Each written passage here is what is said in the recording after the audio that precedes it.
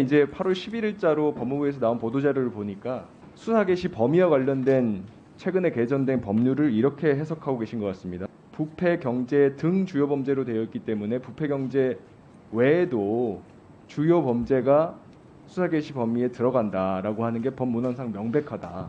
법무부 장관님의 이 법에 대한 해석이 맞습니까? 저는 대부분의 상식 있는 사람들의 해석일 거라고 생각합니다. 그렇죠. 아까 제가 보여드린 2019년 12월에 그 수정 이후에도 명확히 나와 있죠. 그런데 이 6월 27일자로 헌법재판소에 접수된 권한쟁의 청구서, 이 청구서 이 법에 대해서 이렇게 해석하고 있습니다. 2020년에 이미 6대 범죄 이외의 영역에서는 검사의 직접 수사 개시가 금지되었다. 그리고 2022년의 법을 통해서 이러한 직접 수사 범위 축소는 더욱 심화되었다. 법 해석이 그 법에 따라서 과거 정부가 만들던 시행령에 따르면 저렇게 된다는 뜻입니다. 그래서 그 시행령을 제가 이번에 정상화시킨 것이고요.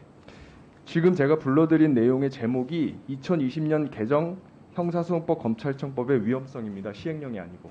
아니요, 그걸로 인해 가지고 결국은 그런 시행령으로 그렇게 해석돼서 진행됐기 때문에 위헌성이라는 것이고요. 권한쟁의 심판 청구 대상은 법률입니다. 시행령이 아니라. 뭐 저랑 다른 말씀을 하고 있는 것 같지 않습니다. 아니요. 시행령에 대해서 지금 쓰신 게 아니라 법률에 대한 해석을 전개하셨다고요. 그러니까 제가 말씀드린 것처럼 지금까지 이 법에 의해서 무고죄 인지 수사가 불가능했죠. 특히 불송치 사건에 의해서. 법이 그렇게 해석된다라고 권한쟁의 심판 청구서에 써 있는데 이 보도 자료에는 이 법에는 부패 경제 범죄 이외에 다른 주요 범죄도 시행령으로 허용할 수 있도록 해석된다라고 써 있기 때문에 두가 법에 대한 해석론이 동시에 존재할 수가 없습니다. 아닙니다. 그게 그 법률 자체의 위헌성을 다투는 측면에서 보는 것과 이 법을 시행한다는 걸 전제로 해가지고 만드는 시행령은 다른 내용이죠. 그리고 그 법률이 관계없이 그게 어떻게 다르죠? 법이 하나인데? 아니죠. 지금 제가 말하는 건 시행령이고 앞에 있는 건 법률이고 저희는 그 법률이 위헌이라고 주장하고 있는 거잖아요. 대상도 법률이고요. 이 보도자료에서 지금 해석 대상이 된 것도 법률입니다. 같은 법률입니다. 2022년 5월 3일자로 개정된 검찰청법 개정안, 형사소송법 개정안. 저는 근데 이걸 물어보고 싶습니다. 왜 중을 등으로 바꾸셨는지 그걸 물어보고 싶습니다. 그렇게 법을 만들어 놓으시고 거기에 대해서 맞게 시행령을 만들었는데 그걸 중으로 읽어달라 이렇게 얘기하시면 안 되죠. 그런 질문을 하는 게 아니고요.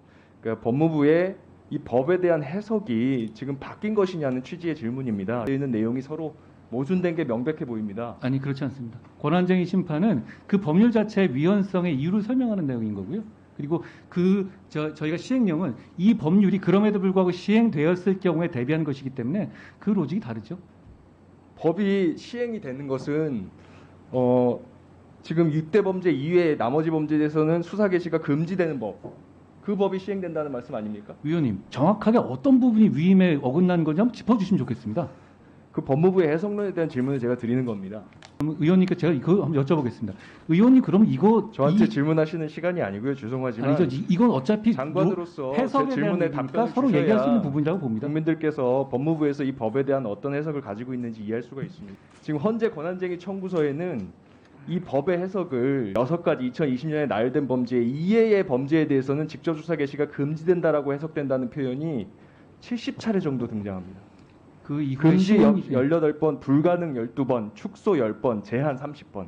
그 당시에 장관님께서 기자들 앞에서도 그 취지를 똑같이 설명하셨습니다. 그런데 지금 8월 11일자로 시행령 만드시면서는 똑같은 법인데 수사가 금지되는 게 아니라 다른 영역도 허용된 법이다라고 말씀을 하고 계십니다. 행정도 일관성이 있어야 하지 않습니까?